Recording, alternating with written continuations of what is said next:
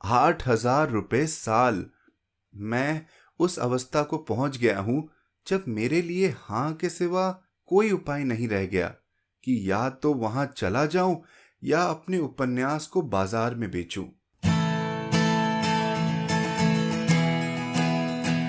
आप सुन रहे हैं कहानी जानी अनजानी पीयूष अग्रवाल के साथ। चलिए आज की कहानी का सफर शुरू करते हैं।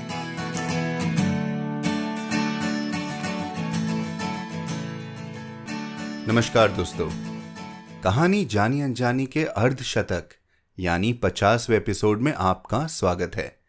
जी हां, कहानियों के सफर में चलते चलते हम इतने आगे निकल आए हैं।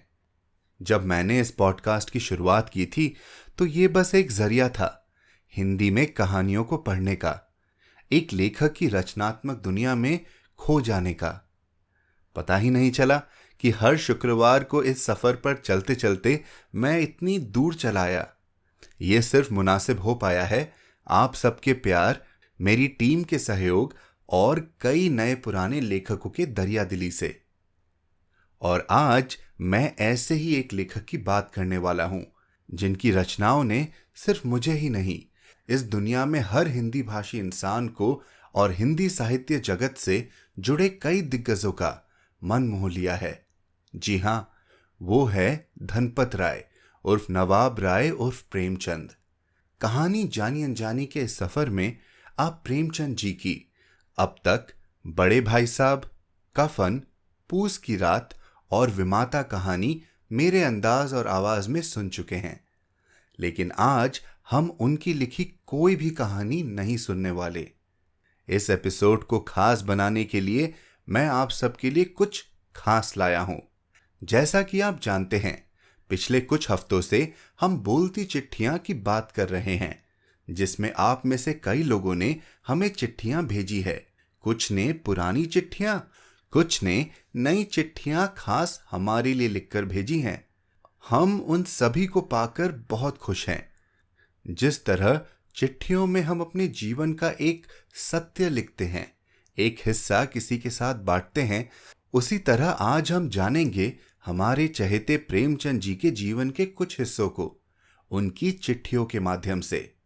300 कहानियां, 14 उपन्यास और कई नाटक, निबंध के अलावा प्रेमचंद जी ने अनगिनत चिट्ठियां यानी खत लिखे हैं अपने दोस्तों, पब्लिशर्स, रिपोर्टर्स, प्रशंसकों को। आज मैं कोशिश करूंगा कि उनकी ही लिखी चिट्ठियों के माध्यम से आपका परिचय कराऊं हम सबके चहेते लेखक से। सो चलिए शुरू करते हैं आज का ये स्पेशल एपिसोड।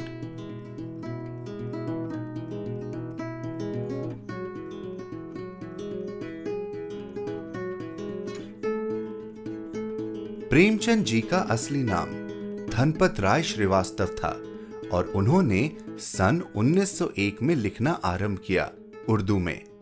वो लम्ही गांव से थे और अपनी नौकरी के साथ साथ समय निकालकर लिख लिया करते थे, पर अपने लेखन को प्रकाशित कराना इतना आसान नहीं था। इलाहाबाद, 20 फरवरी 1905। प्रिय बाबू दया नारायण साहब, 2 महीने से ज्यादा हुआ कि मुझे अपने उपन्यास की पांडुलिपि आपके पास अवलोकनार्थ भेजने का सौभाग्य हुआ था, इस आशा में कि आप मेरे लिए एक प्रकाशक जुटाने की कृपा करेंगे। मुझे याद है कि वह दिसंबर की 8 तारीख थी जबकि मैंने किताब आपके पास भेजी थी। उसकी प्राप्ति की सूचना आपने 16 दिसंबर की लिखी थी और वादा किया था कि आप इसके बारे में फिर मुझे लिखेंगे, लेकिन 2 महीने से ज्यादा निकल गए और आपने न तो पुस्तक पर ही दया दिखाई और न उसके लेखक पर, और सहानुभूति शून्यता के लिए अपने भाग्य को ही दोषी मानता हूं। यदि आपने मुझ पर वह अनुग्रह किया होता जिसकी मैंने आपसे याचना की थी, तो यह निश्चय ही एक कृपा बल्कि दया का कृत्य होता। मुझ में आपको एक ऐसा व्यक्ति मिलता जो कृतज्ञ नहीं है। मेरा तबादला अब इलाहाबाद के लिए हो गया है और मेरी नियुक्ति ट्रेनिंग कॉलेज इलाहाबाद से संबद्ध मॉडल स्कूल के हेडमास्टर के पद पर हो गई है और मैंने अपने आप को नज़ायर कानून हिंद प्रेस इलाहाबाद के प्रोपराइटर बाबू बांके बिहारी लाल के रहमो करम पर डाल दिया है। उन महाशय ने किताब को एक नज़र देख लेने के बाद उसको प्रकाशित करने में रुचि दिखलाई है। इसलिए आप कृपया पांडुलिपि जल्दी से जल्दी मेरे पास भेज दें, और अगर मुनासिब समझे तो इसके साथ अपनी सिफारिश के 2 लफ्ज़ भी। मुझे यकीन है कि आपकी सिफारिश का बहुत असर पड़ेगा। मैं आपका हृदय से आभारी हूँगा अगर आप उसको हफ्ते भर के अंदर भेज देने की कृपा करेंगे, क्योंकि वह महाशय जल्दी ही यहाँ से आगरे चले जाने वाले हैं। मैं चाहता हूं कि उनके जाने से पहले सारी बातें उनसे तय कर लूं। आशा करता हूं कि आप मजे में होंगे। मैं हूं आपका धनपत राय।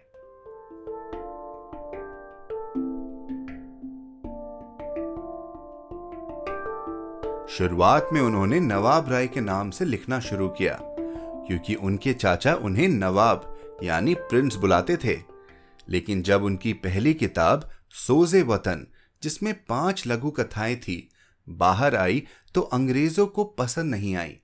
उन्होंने किताब की 500 कॉपियां जला दी और नवाब राय पर बैन लगा दिया। फिर हुआ जन्म प्रेमचंद का इस चिट्ठी के माध्यम से।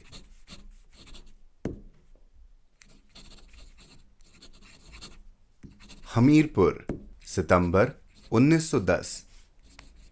बेरादरम, आज एक कार्ड लिख चुका हूं, अब विस्तृत खत लिख रहा हूं। अब की मैंने विक्रमादित्य का टेगा का एक किस्सा शुरू किया है।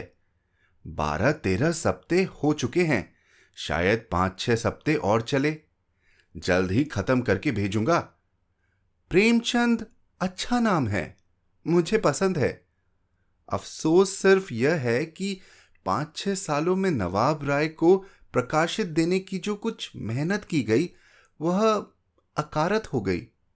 ये हजरत किस्मत के हमेशा लंडरे रहे और शायद रहेंगे। ये किस्सा मेरे ख्याल में कई महीने से था। मैंने अपने ख्याल में रविंद्रनाथ के तर्ज की कामयाबी के साथ पैरवी की है, मगर बुरी नकल नहीं है। प्लॉट बिल्कुल ओरिजिनल है। मैंने तो कई कलम तोड़ दिए और 10-5 पन्ने भी काले कर डाले। मालूम नहीं आपको भी पसंद आता है या नहीं। ये किस्सा मिलाकर मेरे 5 किस्सों का मजमुआ यानी संग्रह निकालने का काफी मसाला हो जाएगा। गुन्हा का अग्निकुंड, सैर दरवेश, रानी सारंधा, बेगर्ज मुहसीन और विक्रमादित्य का टेगा। अगर आप इस मजमुआ को निकालेंगे तो मैं इसमें कागज और लिखाई के मुतल्लिक जिस कदर खर्चा आप तजवीज़ करेंगे दूंगा, और अगर आप खुद निकाले तो और भी अच्छा, जैसा मुनासिब समझे करे, मगर ऐसा हो कि नए साल तक तैयार हो जाए।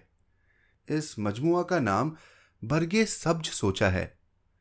शायद आप जनाब को पसंद आए, शायद इसलिए कि मैं नामों में आपकी पसंद का कायल हूं।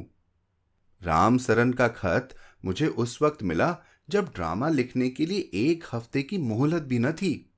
कहाँ मैं और कहाँ ड्रामा। गाना बिल्कुल नहीं जानता।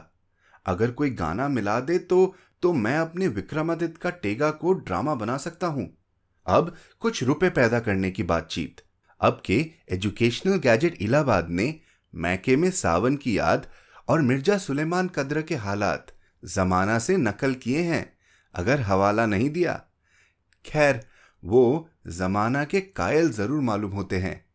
क्या ये मुमकिन नहीं कि आपकी तरफ से उनके लिए कभी कभी मज़ामीन लिखा करूं? मेरे लिए कलेक्टर को हर एक मजमू दिखाने की ऐसी बुरी पक लगी है कि एक मजमू महीनों में लौट कर आता है और 6वें महीने छपता है। रियासत भोपाल अब जाकर छपा है, मगर एडिटर साहब बड़े मजमू नहीं लेते। 4-5 कॉलम के ज्यादा के मजमून लेते ही नहीं। अगर आप इसमें कोई कार्य खिलाफे शान न समझे तो मैं कभी कभी एक आध मजमू उर्दू और हिंदी में लिखकर आपके पास भेज दूं, और आप उसे अपनी जानिब से इंस्पेक्टर साहब नॉर्मल स्कूल के पास भेज दें। यही उस गैजेट के एडिटर हैं। मेरे ख्याल में इसमें कोई हर्ज नहीं है और न कोई इल्मी बेईमानी है। इसका जवाब जरूर दीजिएगा।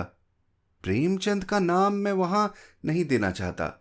नहीं मालूम ये हजरत हाथ पैर संभालने पर क्या लिखे पड़े। उन्हें किस्सा गो ही रहने दीजिए। बैठे बैठे प्रेम और वीर रस के किस्से लिखा करें।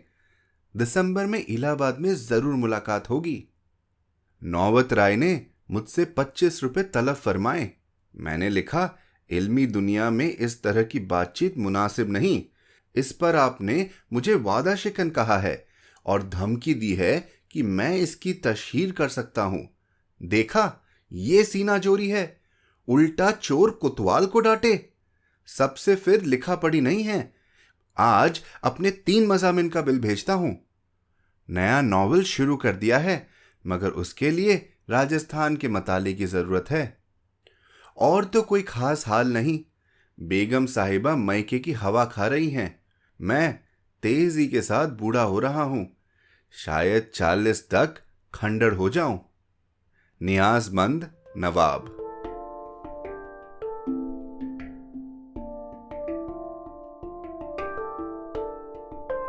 तो हमें मुंशी दया नारायण निगम, जो कि कानपुर से छपने वाली उर्दू पत्रिका जमाना के संपादक थे, का धन्यवाद करना चाहिए इतने लोकप्रिय नाम का सुझाव देने के लिए। प्रेमचंद के नाम से लिखी पहली कहानी, दुनिया का सबसे अनमोल रतन, उन्होंने ही प्रकाशित की थी। एक लेखक के बतौर जीवन प्रेमचंद के लिए आर्थिक कठिनाइयों से भरा हुआ था। उनके इस पत्र में आपको इसकी एक झलक मिल जाएगी। बस्ती, 10 नवंबर 1914। भाईजान, आपका 5 नवंबर का लिफाफा आज 10 को मिला। ऐसी हालत में क्या अखबारी काम करूं क्या न करूं। यहां शायद 20 मील के घेरे में सिर्फ एक डाक खाना है। पंडित विश्वनाथ जी अखबार निकालने वाले हैं। अच्छी अखबार है। मैं अपनी मौजूदा हालत के एतबार से रोजाना अखबार के लायक किसी तरह नहीं हूं। फिर उर्दू और हिंदी दोनों का बार मुझसे क्यों कर चलेगा। अगर अखबारी काम करना होता तो आजाद क्या बुरा था, उसी को निकालता रहता। मेरे लिए तो अब यही मुनासिब है कि किसी प्राइवेट स्कूल की मास्टरी कर लूं, जहां से 50 रुपए महावर मिले। इसी के साथ साथ जमाना और आजाद की खिदमत करूं। इस तरह मुझे 60-70 रुपया महावर का औसत पड़ता जाए। इससे ज्यादा की ख्वाहिश नहीं और न इससे ज्यादा पा सकता हूं। खामखा तकदीर से क्यों लड़ूं। कुछ किताबें लिखूंगा, कुछ अपनी किताबें छपवाऊंगा। 500-600 मेरी कमाई है, उसे इन्हीं कामों में सर्व करूंगा। और बिल आखिर जब लिटरेरी शोहरत हासिल कर सकूंगा तो कोई महावर रिसाला निकाल कर गुजर करूंगा। और अगर इसके पहले ही जिंदगी ने जवाब दे दिया तो फिर राम नाम सत्य है। आप मेरी किताब जल्दी से छपवा दीजिए, ताकि उसकी कद्दानी देखकर दूसरे हिस्से में हाथ लगे और कुछ नफा भी हो। क्या कहूं, आपने तो मुझे उछालने में कोई कसर नहीं रखी। खूब उछाला, मगर मैं ही किस्मत का अंधा हूं कि उछल कर परवाज नहीं कर सकता, बल्कि नीचे गिरने के लिए डरता हूं। वरना शिवरत लाल वर्मन की तरह चैन से जिंदगी बसर करता।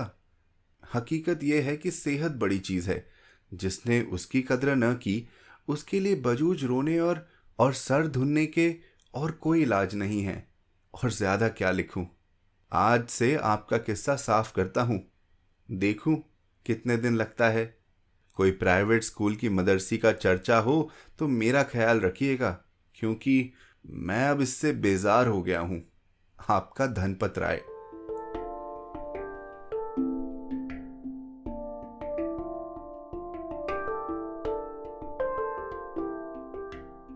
जैनेन्द्र जी एक वरिष्ठ उपन्यासकार के साथ ही प्रेमचंद के समीप थे।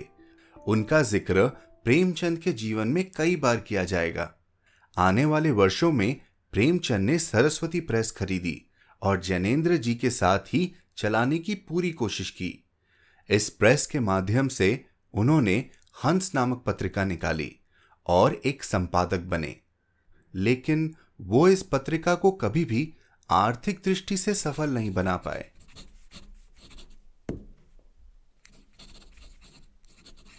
हंस ऑफिस, 30 अप्रैल 1934। प्रिय जैनेन्द्र, तुम्हारा पत्र ऐन इंतजार की हालत में मिला। तुमसे सलाह करने की एक खास जरूरत आ पड़ी है। अभी अभी न बताऊंगा, जब आओगे तभी इस विषय में बात होगी। मगर अब तुम्हें क्यों सस्पेंस की हालत में रखूं? बंबई की एक फिल्म कंपनी मुझे बुला रही है। वेतन की बात नहीं, कॉन्ट्रैक्ट की बात है। 8,000 रुपये साल। मैं उस अवस्था को पहुंच गया हूं जब मेरे लिए हां के सिवा कोई उपाय नहीं रह गया कि या तो वहां चला जाऊं या अपने उपन्यास को बाजार में बेचूं। मैं इस विषय में तुम्हारी राय जरूरी समझता हूं। कंपनी वाले हाजिरी की कोई कैद नहीं रखते। मैं जो चाहे लिखूं, जहां चाहे लिखूं, उनके लिए 4-5 सीनरियों तैयार कर दूं। मैं सोचता हूं क्यों ना 1 साल के लिए चला जाऊं। वहां साल भर रहने के बाद कुछ ऐसा कॉन्ट्रैक्ट कर लूंगा कि मैं यहीं बैठे बैठे 3-4 कहानियां लिख दिया करूं और 4-5 हजार रुपये मिल जाया करे। उससे जागरण और हंस दोनों मजे से चलेंगे और पैसों का संकट कट जाएगा। फिर हमारी दोनों की चीजें धड़ल्ले से निकलेगी। लेकिन तुम यहां आओगे तो कतई राय होगी। अभी तो मन दौड़ा रहा हूं। बच्चों को आशीर्वाद, तुम्हारा धनपत राय।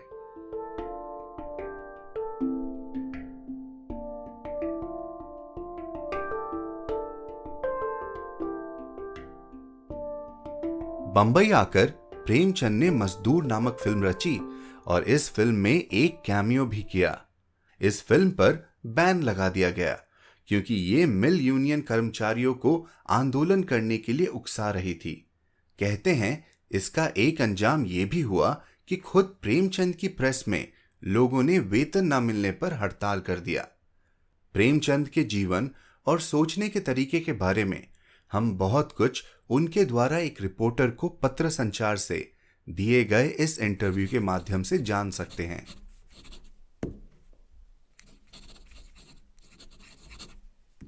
एस्प्लेनेड रोड, बंबई, 7 सितंबर 1934। प्रिय इंद्रनाथ जी, अब मैं आपके प्रश्नों पर आता हूं। जवाब 1। अपने घर की मेरी बचपन की स्मृतियां बिल्कुल साधारण है। न बहुत सुखी न बहुत उदास। मैं 8 साल का था तभी मेरी मां नहीं रही। उसके पहले की मेरी स्मृतियां बहुत धुंधली है। कैसे मैं बैठा अपनी बीमार मां को देखता रहता था, जो उतनी ही मोहब्बती और मौका पड़ने पर उतनी ही कठोर थी जितनी कि सब अच्छी माएं होती हैं। जवाब 2। मैंने उर्दू साप्ताहिकों में और फिर मासिकों में लिखना शुरू किया। लिखना मेरे लिए बस एक शौक की चीज थी। मुझे सपने में भी ख्याल न था कि मैं आखिरकार एक दिन लेखक बनूंगा। मैं सरकारी मुलाजिम था और अपनी छुट्टी के वक्त लिखा करता था। उपन्यासों के लिए मेरे अंदर एक न बुझने वाली भूख थी। जो कुछ मेरे हाथ लगता है मैं चट कर जाता। उसमें कोई भले बुरे का चुनाव करने की तमीज मेरे अंदर न थी। मेरा पहला लेख सन 1901 में और मेरी पहली किताब सन 1903 में छपी। इस साहित्य रचना से मुझे अपने अहंकार की तुष्टि के अलावा और कुछ न मिलता था। पहले मैं समसामयिक घटनाओं पर लिखता था, फिर अपने वर्तमान और अतीत वीरों के चरित्रों के स्केच। 1907 में मैंने उर्दू में कहानियां लिखना शुरू किया और सफलता से प्रोत्साहित होकर लिखता रहा। 1914 में दूसरों ने मेरी कहानियों के अनुवाद किए और वह हिंदी पत्रिकाओं में प्रकाशित हुए। फिर मैंने हिंदी सीख ली और सरस्वती में लिखने लगा। उसके बाद मेरा सेवा सदन निकला और मैंने अपनी नौकरी छोड़ दी और स्वतंत्र साहित्यिक जीवन बिताने लगा। जवाब 3। नहीं, मेरा किसी से कोई प्रणय नहीं हुआ। जिंदगी बहुत उलझाने वाली थी और रोटी कमाना इतना कठिन काम किया, उसमें रोमांस के लिए जगह न थी। कुछ बहुत छोटे छोटे मामले थे जैसे कि सबके होते हैं, पर मैं उन्हें प्रेम नहीं कह सकता। जवाब 4। स्त्री का मेरा आदर्श त्याग है, सेवा है, पवित्रता है, सब कुछ एक में मिला जुला। त्याग जिसका अंत नहीं, सेवा सदैव, सहर्ष और पवित्रता ऐसी कि कोई कभी उस पर उंगली न उठा सके। जवाब 5। मेरे दाम्पत्य जीवन में रोमांस जैसी कोई चीज नहीं है। बिल्कुल साधारण ढंग की चीज है। मेरी पहली स्त्री का देहांत 1904 में हुआ। वह एक अभागी स्त्री थी, तनिक भी सुदर्शन नहीं, और यद्यपि मैं उससे संतुष्ट नहीं था तो भी बिना शिकवा शिकायत निभाए चला रहा था, जैसे कि सब पुराने पति करते हैं। वह जब मर गई तो मैंने एक बाल विधवा से विवाह किया और उसके साथ काफी सुखी हूं। उसमें कुछ साहित्यिक अभिरुचि आ गई है और वह कभी कभी कहानियां लिखती है। वह एक निडर, साहसी, समझौता न करने वाली सीधी सच्ची स्त्री है, दोष की सीमा तक दायित्वशील और अत्यधिक भावुक। वह असहयोग आंदोलन में शरीक हुई और जेल गई। मैं उसके साथ सुखी हूं। ऐसी कोई चीज उससे नहीं मांगता जो वह नहीं दे सकती। टूट भले जाए पर आप उसे झुका नहीं सकते। जवाब 6। जिंदगी मेरे लिए हमेशा काम रही है। काम काम काम। मैं जब सरकारी नौकरी में था तब भी अपना सारा समय साहित्य को देता था। मुझे काम करने में मजा आता था।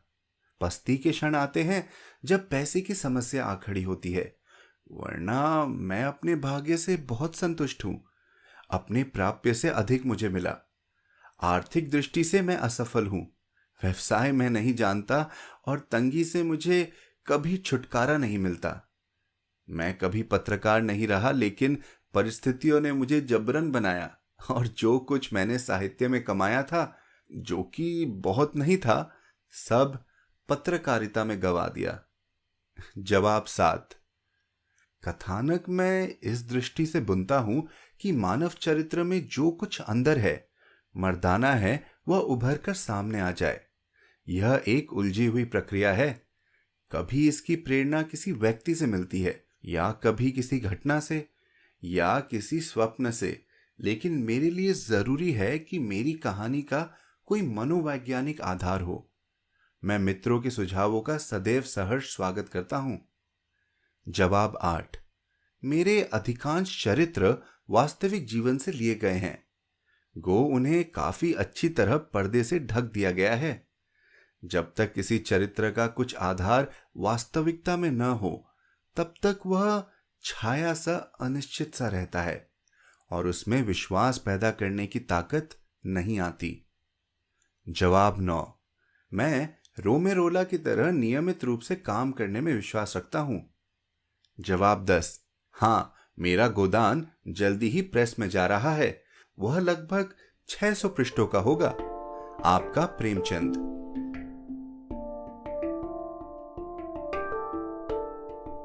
और बस यूं ही वित्तीय परेशानियों से जूझते हुए उनके शरीर ने भी उनका साथ नहीं दिया। वो बहुत बीमार रहने लगे, लेकिन अपनी बीमारी और अंतिम दिनों में भी उन्होंने साहित्य और उम्मीद का साथ नहीं छोड़ा। जगतगंज, बनारस, 31 अगस्त 1936। प्रिय वीरेश्वर, भाई मैं तो बुरा पड़ गया। इधर 2 महीने से ज्यादा हो गए चारपाई पर पड़ा हूं। इस समय तो 2-3 मर्जों में मुब्तला हूं। लिवर अलग खराब है, पेचिस हो रही है तथा पेट में कुछ पानी भी आ गया है। तुम्हारा खत आया था, जवाब अभी तक न लिखवा सका था। आशा है तुम क्षमा करोगे। आज भारत से तुम्हारा लेख पढ़वा कर सुना। बड़ी तकलीफ में था, लेकिन फिर भी कुछ आराम ही मिला। एक आध जगह तो इस दशा में भी हंसी आ गई। बड़ा अच्छा लेख है। तुमने तो शायद अखबारों में तो पढ़ा ही होगा कि हंस से 1000 की जमानत मांग ली गई तथा उसके मालिकों ने उसका प्रकाशन बंद कर दिया। अब मैं उसे जमानत देकर निकाल रहा हूं। सितंबर का अंक प्रेस में है। अब यदि तुम अपनी कोई छोटी सी भी चीज भेज दोगे तो बड़ा अच्छा होगा। इस अंक में मैटर की बड़ी कमी पड़ रही है। यदि जल्दी ही भेजोगे तभी उसका कुछ फायदा होगा। वैसे तो कभी भी तुम्हारी चीज के लिए स्थान है। जैनेन्द्र को मैंने साथ ले लिया है तथा वे ही सब कुछ करेंगे, क्योंकि मैं तो अभी कुछ करने धरने लायक हूं ही नहीं।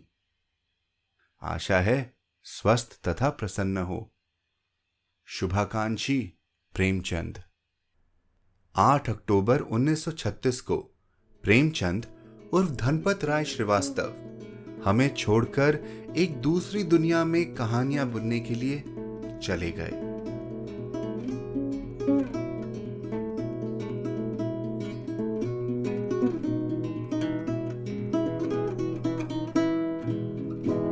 तो ये थे मेरे द्वारा चुने प्रेमचंद के कुछ अनमोल खत। आशा है उनकी कहानी आपके दिल को छू गई होगी और साथ में आपको चिट्ठियों के ताकत का अंदाजा हो गया होगा। कैसे चिट्ठियां भी कितना कुछ बोल जाती हैं। आपकी बोलती चिट्ठियों का भी हमें इंतजार है। आप अपने दादा दादी, माता पिता, भाई बहन की चिट्ठियां भी हमसे शेयर कर सकते हैं। और जानकारी के लिए piyushagarwal.com पर जाएं। हमें यह बताना न भूलें कि आपको हमारा ये एक्सक्लूसिव एपिसोड कैसा लगा। ईमेल करें hello@piyushagarwal.com पर या फिर अपना रिव्यू डालें एप्पल पॉडकास्ट पर। इस स्पेशल एपिसोड को बनाने में शुक्रिया अदा करना चाहूंगा समीर गोस्वामी जी का, जिन्होंने मुझे इन चिट्ठियों से परिचय करवाया, और साथ ही अपनी टीम का, देवांशी बत्रा और प्रितेश भंडारी का, जिन्होंने ये 50 एपिसोड्स में अपनी भूमिका खूब निभाई है। और आखिरकार आप सभी का, क्योंकि आप है तो कहानी जानी अनजानी है।